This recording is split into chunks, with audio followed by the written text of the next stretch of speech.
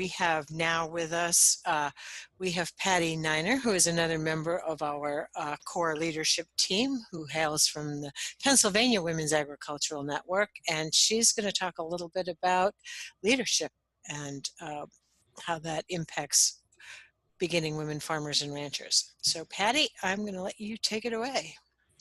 Thanks, Mary. Well, I am Patty Niner, and I'm the program manager here at the Pennsylvania Women's Agricultural Network.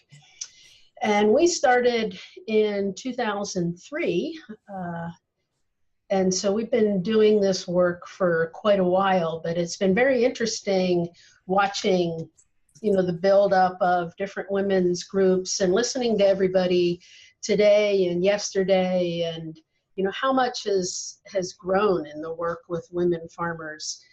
But the one thing I think that still disappoints me is looking at, the people most of the people have joined, I feel like I'm preaching to the choir. We're still all women trying to work with women, and, a lot of the issues that kind of come up with this leadership part two has to do with those issues of how we see leadership. So first of all, I just wanted to give a thanks to the team, our leadership team within this Beginning Farmer Rancher grant that we worked with. And, we had different folks from Penn State, Vermont, Iowa, and then we had some farmers and ranchers from across the country that were helpful in trying to figure out what the needs for women farmers in leadership are. So I wanted to thank all of them, because this has definitely been a team process for this. So as was mentioned, I know yesterday, the process that the team has gone through, is the first step was pulling out and evaluating the existing material that we could find across the country in leadership programs. And there are a lot of leadership programs out there, but one of the things that was missing with those is the fact that they're not specifically geared to women, and they're not specifically geared to farming or ranching. The second part of this, the adapting the materials, I'll address a little bit of that later, but that was more of a challenge in the fact of kind of the differences in how women and men in general like to learn. So that's a much bigger project that, hopefully at some later date we can get some funding and work on. The next step was to identify the gaps, and that's where we found that probably the biggest gap being with the rural women farmers and ranchers, because the closer you are to other people, the more resources you have to be able to work on some of the issues with leadership, or the opportunities you have to work with leadership. But those who are really isolated, either by geography, by their finances, or even by, the amount of responsibilities they have, it creates a huger, scale for them to be able to access any kind of skills. And they're generally, a lot of times, those are the women who are lacking a little bit more self-confidence because they don't have that network to be bouncing off of, and they're not getting the positive reinforcement that they need. The developing the new material, that's what I'm going to talk about in this presentation, and then the training and professional development, which is what we're doing right now. So the first thing I wanted to talk about, and Mary kind of brought this up in her presentation, was looking at the difference between men's and women's farms. And, from the different data that we've seen, women do tend to operate smaller farms in size of acreage that they use, usually in the amount of income they have. And, one of the panelists, just mentioned it, that, that that economic gain is generally not a motivator for women farmers, which is a hard thing for male educators and men farmers to even understand, is the fact that women aren't, motivated by the almighty dollar. They tend to be in things that are more, vegetable production as opposed to larger crop production or large cattle production. There's probably very few women, especially to the east. There might, there's definitely more in the Midwest, but the women in the eastern part of the country are definitely small animal and also vegetable, fruit, nut, that kind of thing. And the thing with women, as mentioned earlier as well, is that they're doing this because they care about the health of their family. And that's why they're going with more organic. They're selling to direct markets as opposed to trying to wholesale. And they're trying to do it in, that amorphous term of sustainable. So that, being however they define sustainable. So what we kind of found within some of the existing leadership programs that, they do start young. There's a lot of programs within FFA and 4-H. And from, our members, our team members in this, we learned that a lot of those programs do not focus on the issues that women have, which were mentioned also earlier, that sense of being talked over, being seen as not as important or not as intelligent or whatever is, people are thinking that, it's just kind of like the pat on the head, we're glad you're here, but don't really say anything. The NFU and the Farm Bureau also have a lot of leadership programming. A lot of that is focused on working so that you're going to be going to DC or to your state capital to work with lawmakers and, try to get out, the needs of farmers within your community. And then all the ones you would normally think of, cooperative extension or universities in general, chambers of commerce, small business, whatever those groups are, they have their form of what is leadership. The thing that really came out to us in this is that they're always open to a co-ed audience, but they're more designed for how men do leadership, and I'll touch on that a little bit later as well.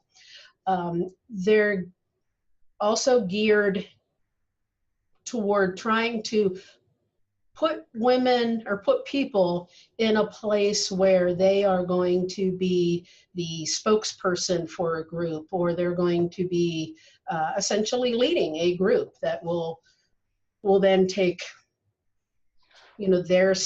their place within a group. And they often require a person, they're usually more than a one-day event. They're usually costly. And again, they're often taught by men, not always, but they are often taught by men. So one of the things within these gaps that we found was that, for women, they're already struggling to be seen as a legitimate farmer. They're often thought of, because of those small farms, they're thought of as the gardener or the hobby farmer. Especially in Pennsylvania, where we have this ridge and valley geography, women are very, very isolated from each other. So even though, you may only be 20 miles apart, it's going to take you an hour to get there because there's no direct route to get there. There's often a lot, these groups, these leadership programs, they're not looking at specifically a farm setting for skills. So when they're teaching like a business management leadership, they're basically talking from the terms of, the HR kind of way that we think of in terms of business management, or they're talking in big terms of even, QuickBooks training for finance. QuickBooks was never really set up for farms, so you have to adapt it to make it fit. So, again, it's like when you're in a farm mindset on a day-to-day basis, it's a little hard to kind of look at your farm as a business in the terms of a business such as, the store down the road, or, the factory further down the road. The other part was that the fact that the women were so isolated or so limited in their resources, they didn't have the access to be able to get the information or the training that they needed. And they often felt that they weren't welcome in like the bigger ag groups, that they didn't feel like they were being supported by a lot of the service providers. Now, fortunately, that is changing, and ones like NRCS now have specifically are focusing. They have their women, they have their minorities, they have their different groups that they're actually focusing toward. And one of the interesting things that we found is that, especially with these rural women who were not as used to being within groups, they really were not comfortable with the term leader. What they wanted was kind of a cooperative way of approaching things. They wanted teamwork. They wanted, within their farm, even if they had volunteers or work shares, this was still teamwork. It wasn't, I'm the farmer, I'm the leader. It was, this is something that we all enjoy and believe in, and that's why, we're doing it.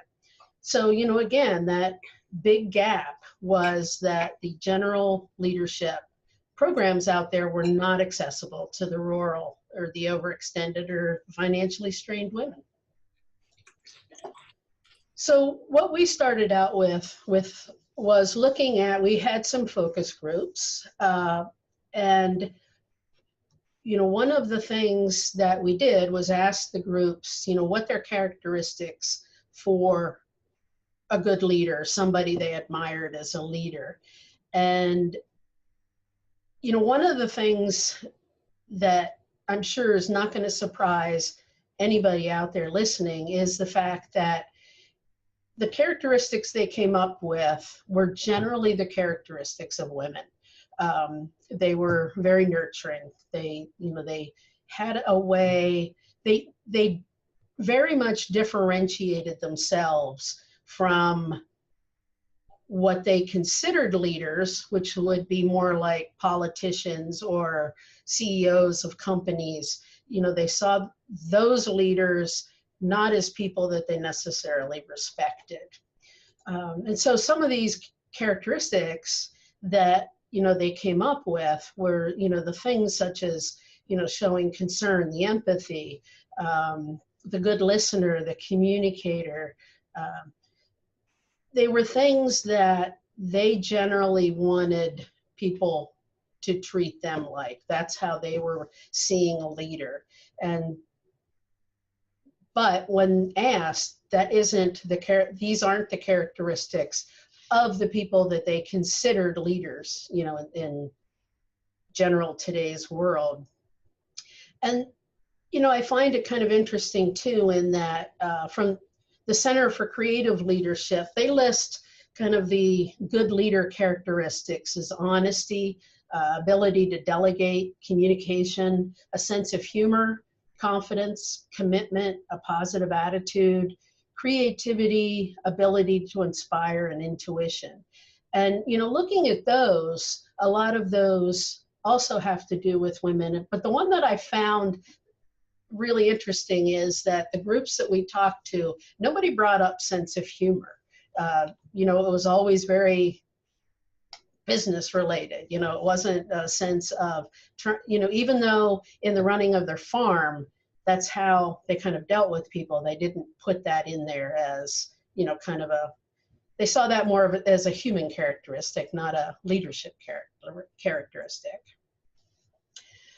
So from those focus groups, the things that women brought up to us that were some of their big issues were that gender bias issue. You know, even if there is a woman in leadership, she's not respected as a leader. She's not thought of as a leader. The peer pressure that they would see of men from the other men in the group, so that, you know, on a one-to-one basis, a man might be very respectful of them and everything, but as soon as you put him in a group of men, he kind of melted to the peer pressure. They felt that there needed to be a lot more women trained as managers in farm operations.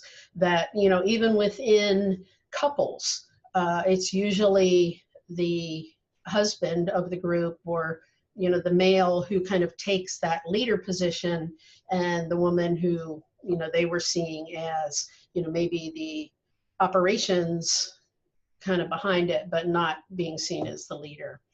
Again, they wanted to see those trainings be applied to farm businesses. One of their big issues was that access to funding and, you know, to land, to even feel like they had land to be a leader, you know, on.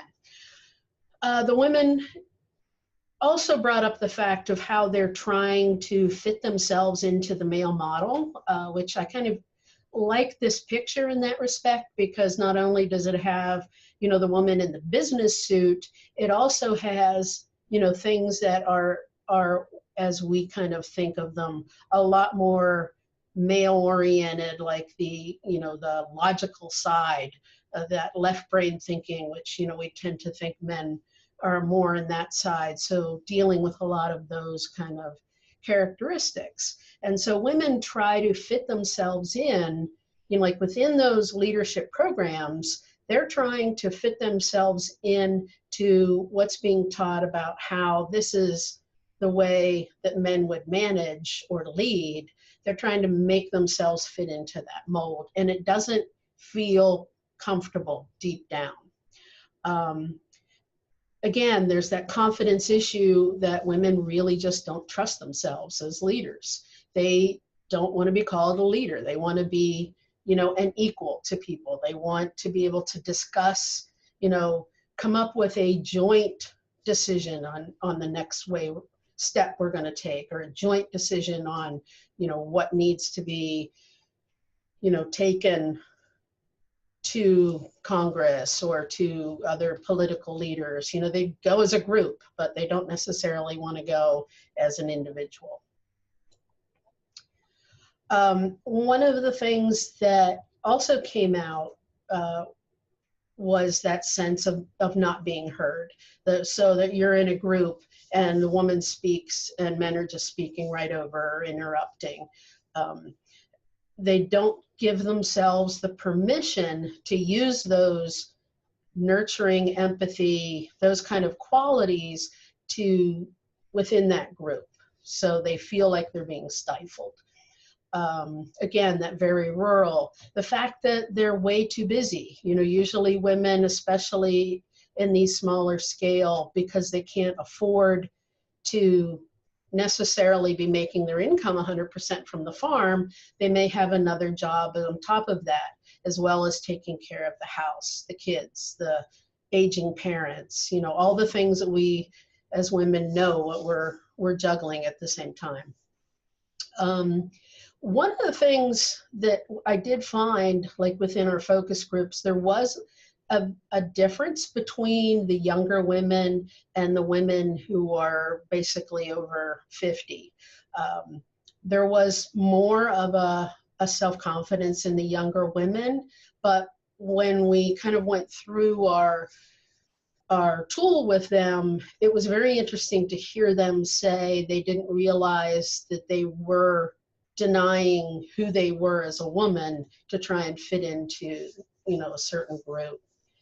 And the big thing is that, especially in the rural areas, that there are not a lot of women on county boards or in, you know, they're not seeing the women who are in leadership, and so they're not seeing the role models, and they feel like they're the ones that are supposed to be, you know, breaking new ground when we need to be able to get more in front of them, all of the women that are out there and doing things now.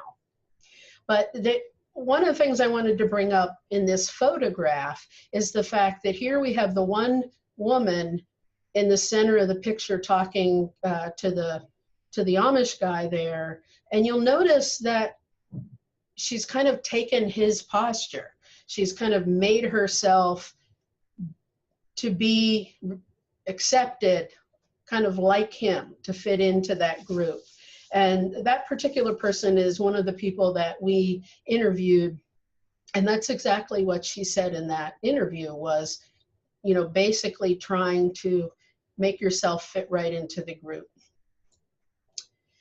So some of the things too that the women were kind of saying that, you know, I can't be a leader because I've got all of these things. You know, I've got this little tiny space for me, you know, in the middle. And then I've got the family responsibilities. I've got all the farm, the job, and then all my larger community. And I'm constantly problem solving. I'm juggling. I'm addressing the emergencies, putting out the fires, dealing with everything, you know, on the farm. And yet none of them would really acknowledge that these skills are good skills for a leader. You know, that's what they're doing, is they are leading without the so-called title. They're leading by example, but they were not really willing to give themselves the credit for that. They didn't want, again, they did not want to be seen as a leader. They wanted, you know, that's just what I'm doing to survive. That isn't leadership.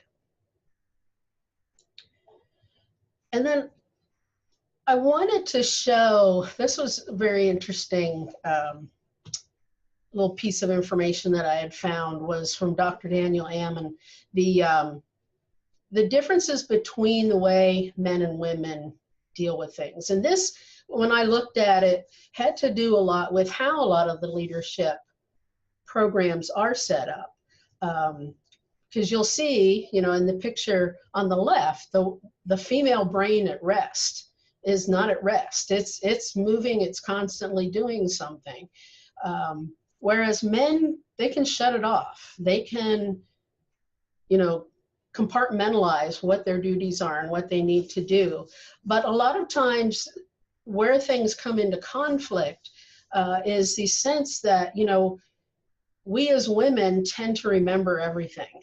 And when you get pushed against the wall, that's when women are bringing up the, well, you remember in 1984 when you did this or they did that, or, you know, whatever. And, you know, men have long forgotten those kind of things.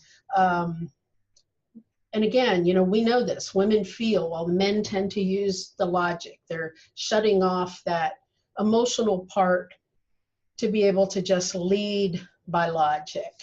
But yet women tend to look and approach problems in a completely different way. They want to jointly solve that problem. They want to look at every aspect of it. They want to see how all the parts of the problem interact with each other, address each part, give each part its place in you know, its acknowledgement, and say, okay, we need to look at this, and then come up with the best solution for that. And, you know, it's kind of, you know, men, they tend to converge in their thinking. They define and they clarify the problem, and they begin by just eliminating and isolating issues. Whereas, you know, women define that problem in the much broader terms. They're looking at a lot wider array of potential factors, you know, before they go into that solution mode. And again, you know, just saying that, you know, men tend to depersonalize issues, whereas, you know, women feel it.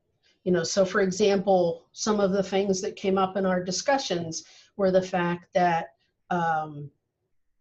you know, if a woman took a comment or something emotionally, men would condescend and, you know, basically, oh, honey, don't take that personally kind of thing.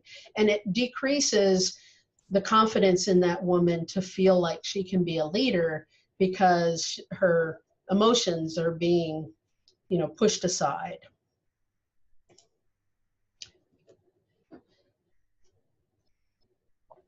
So this is kind of going back to the research that was done from the book that Beth highlighted at the end of the last session.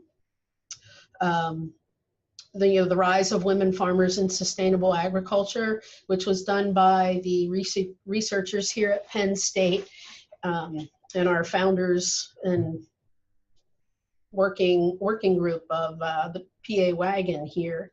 And so the things that they found about women that were really important to them, and Beth touched on this, you know, one of the things that they felt as far as especially extension agents, educators, technical service providers, where they would prefer not to go to anything run by them because they felt like their concerns were not being addressed in the education. They felt like their style of learning was not being addressed in the education. And granted, a lot of those researchers, you know, it was actually some of that research is before 2013 and was probably mostly in that group that was over, you know, 40 to 50. So I think, again, there's definitely, I've been seeing a lot more women coming to our extension events now that we actually have a lot more women educators, a lot more younger women educators, so they can feel like, well, these women understand where I'm coming from. But first and foremost, you know, even if the event is put on by extension, they still want the peer-to-peer learning. They want to learn from the woman who's actually done it and either worked or didn't work for her and different. They want to do that collective kind of thinking and saying, well, what about how will this work? They definitely want that education to be where they can get their hands on. And, you know, it's been mentioned over and over and over again. They want the mentoring and the networking. And, you know, the things that we've been learning is, you know, we started PA Wagon with this idea that we could kind of make regions and, you know, have smaller networks within the larger state. And what we found is that's actually kind of challenging for us as the organization to actually organize, that these networks are developing organically amongst women. And, you know, this, you know, I was thinking as Kelsey was doing her keynote earlier, you know, the sense of the getting women to invite each other to come to groups has really been more of a way for them to feel the trust and the safety that they need within a learning environment, is to be able to get them to invite each other. And therefore, you know, the potlucks, the, you know, the kind of setups like Lisa Keverest has with Soil Sisters, you know, where they definitely have that bond already before they even come.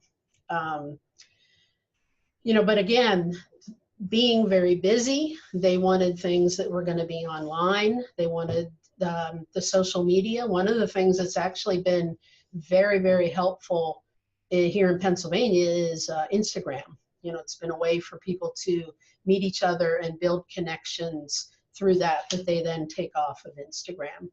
And then one of the things, an example for me that came so clear last year when we were doing equipment safety and operation and maintenance, was how important it was for the women to understand why between every step, between every connection. They wanted to know the why of how it all worked together. And it really made it very kind of tactile to me, that even within, you know, if it's a business management class, or it's a seed saving or a soils class, you know, they want to understand the why. They might decide that it's not something that they want to focus on, but they want to understand the why, and they want to know how it impacts everything else.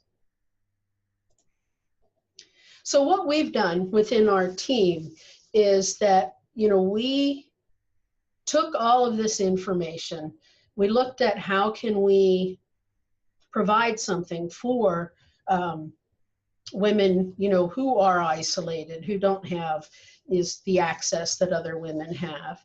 And, you know, we asked those focus groups, you know, on what they wanted. Again, they wanted the things to be very discussion oriented. They wanted it to be, you know, encouraging, nurturing, and understanding.